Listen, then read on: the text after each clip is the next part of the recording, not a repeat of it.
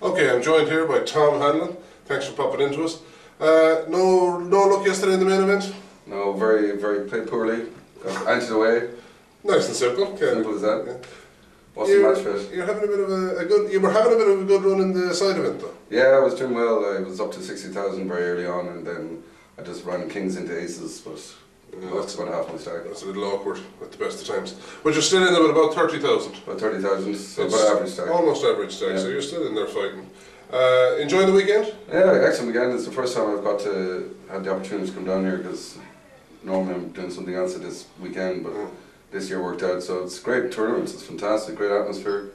Everybody's enjoying themselves in the New Year, Christmas break. Everybody's Yeah, great drinking crack. lots and singing lots and dancing lots. So Great crack in the bar. yeah, excellent. In between Devilfish's sets. Yeah, they're the only drawback, but sure. Yeah, every dog has to have his days, so he likes to.